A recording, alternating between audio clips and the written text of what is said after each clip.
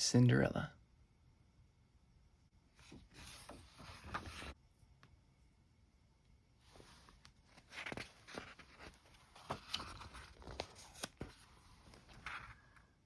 An old favorite with new pictures.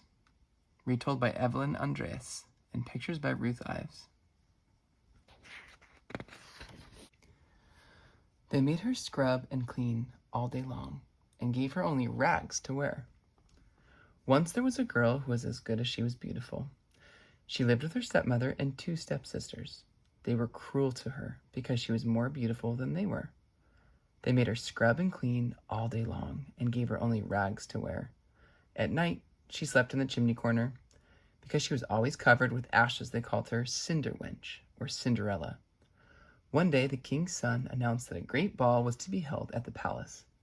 Cinderella's 2 stepsisters were invited. They were delighted and for days talked about nothing else.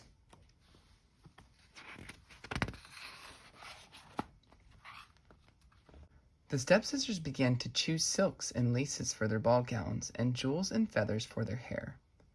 "We will let you help us try on our dresses and fix our hair for us," one of the stepsisters said to Cinderella. Cinderella did her best to make her stepsisters look beautiful, but no matter how hard she tried, Cinderella still looked more beautiful than they, even in her rags. This made the stepsisters angry. "Why don't you go to the ball too, Cinderella?" the other stepsister asked. The poor girl looked down at her rags and said, "How I wish I could go." Then they laughed at her and said, "Imagine a cinder wench at the prince's ball." When the great night came, Cinderella was very busy helping the stepsisters dress for the ball. At last the 2 stepsisters took one more look in the mirror and departed. Their silks rustled as they swept past Cinderella. With tears in her eyes, Cinderella watched them get into their coach. "Just the same, I wish I could go too," she whispered to herself. At that very moment, she heard a voice behind her saying, "And so you shall, my child."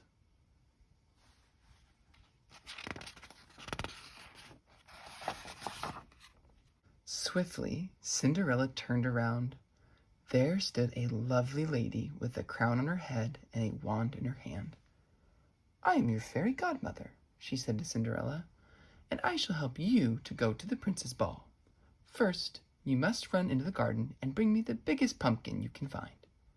Cinderella ran happily into the garden to do the bidding of her fairy godmother. Cinderella searched for the finest and largest pumpkin.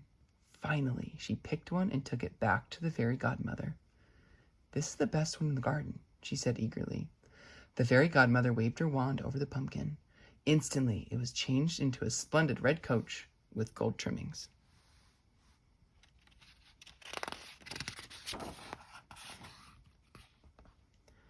"Now, we need 6 horses for your coach," said the fairy godmother. "Run and fetch the mousetrap." Cinderella brought the mousetrap, in which there were 6 lively little mice. "Lift up the trap door and let the mice out," said the fairy. As the mice ran out, the fairy waved her wand over them. The mice were changed into 6 prancing white horses. They had long manes and tails and wore purple tassels on their head. "Now, we need a good coachman," said the fairy. "Bring the rat trap." Cinderella brought the rat trap with one big rat sitting in it.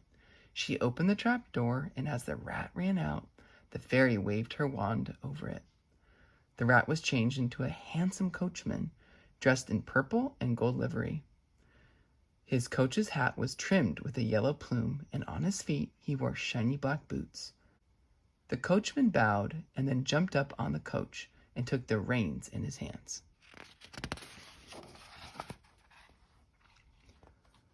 "You must go to the ball in style," said the fairy.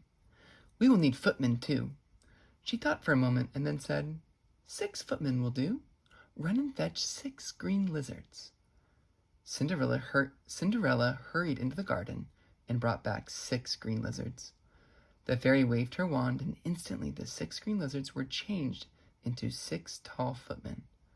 They, too, were dressed in purple livery with gold trimmings. "There," said the fairy to Cinderella with a twinkle in her eye. "You have a coach fit for a queen. Are you happy now?" Cinderella looked down at her rags. How can I go to the prince's ball dressed in these rags?" she murmured. The fairy godmother laughed gently and touched Cinderella with her wand. Cinderella's rags fell away, and in their place was a magnificent ball gown of golden silk trimmed with pink roses. She had white gloves on her arms and diamonds in her hair, and on her feet twinkled 2 lovely little glass slippers. Cinderella looked very beautiful indeed.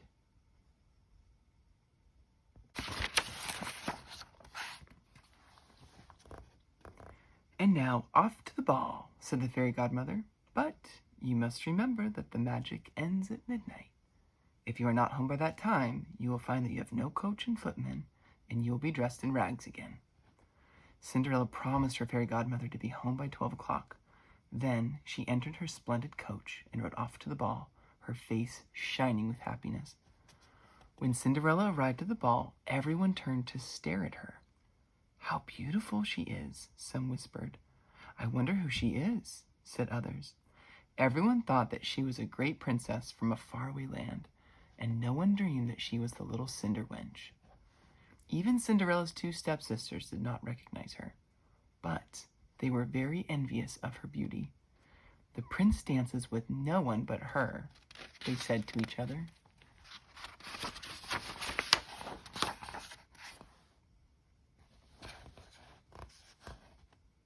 Indeed, Cinderella and the prince were the handsomest couple on the dance floor.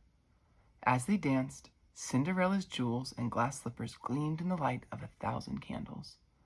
The prince was enchanted with this lovely girl, whom he had never seen before, and he never left her side. When supper was served, the prince picked out the choicest fruits and cakes for Cinderella. Then he took her by the hand and led her to the king and queen. He told them that he loved her.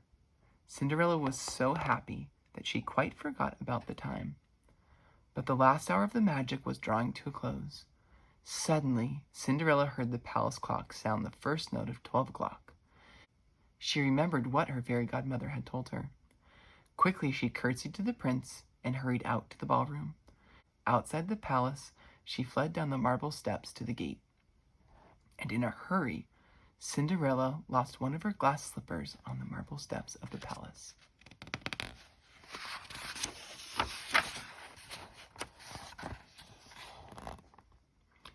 The coach was still waiting outside the palace gates, but just as Cinderella reached it, the last note of midnight sounded. The coach vanished before her very eyes, and there on the ground lay the pumpkin. Instead of a coachman and 6 white horses, the rat and mice scurried off. In place of the 6 footmen, the lizards crawled away in the dust, and Cinderella herself stood there dressed in rags again. One little glass slipper was all that remained of Cinderella's finery, and of her wonderful evening at the ball. Quietly, Cinderella limped home. She reached her chimney corner just before her stepsisters returned from the ball. Quickly, before they should become angry with her again, she tucked the lovely little glass slipper away into her pocket.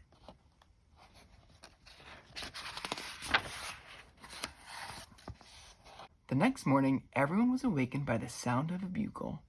When they looked out of their windows and doors, they saw a messenger from the palace on a horse. The messenger called out the news that the prince had found the glass slipper. He was determined to find the lovely girl who had worn it the night before at his ball. The prince himself would visit every house in the kingdom, and when he found the girl who had worn the glass slipper, she was to become his bride. Of course, all the young ladies in the kingdom were very excited. They hurried to put on their finest dresses and to look their best for the prince's visit. Cinderella's 2 stepsisters dressed up too, but Cinderella had nothing to wear but her rags. The prince visited every house in the kingdom. At last, he came to Cinderella's house. Cinderella's stepsisters pushed her aside in their hurry to try on the slipper. "I think it will fit me," said the older girl, but she could not even squeeze her toes into the tiny slipper. The younger stepsister had no better luck when she tried the slipper on her foot. Cinderella was sitting in her chimney corner while the stepsisters tried the slipper on. Suddenly, the prince noticed her sitting there. He looked for a long time at her lovely face, and he knew that he had seen that face before. "Would you like to try the glass slipper on?" he asked her. "Yes, I would," said Cinderella shyly. "You," said the stepsisters, "go back to your cinders and ashes where you belong." But the prince would not listen to the stepsisters. "Let her try the slipper on," he insisted. Cinderella slipped her foot into the glass slipper easily. There was a moment of surprised silence. Then, to everyone's amazement, she drew the other slipper out of her pocket and put it on the other foot.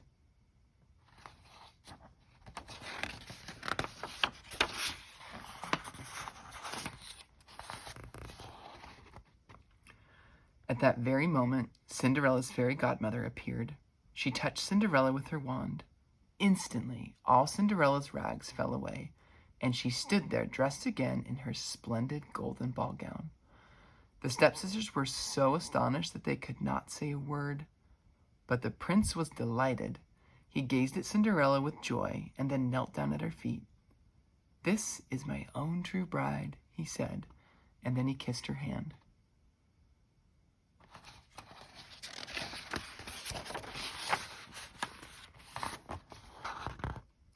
There was great rejoicing throughout the whole kingdom. The wedding feast lasted for 3 days and 3 nights.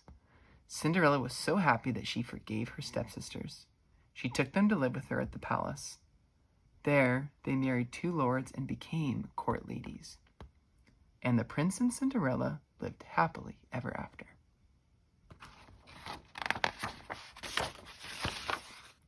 Thanks for joining us for Cinderella tonight. If you enjoyed the book and would like more books, like and subscribe to our channel. Have a good night.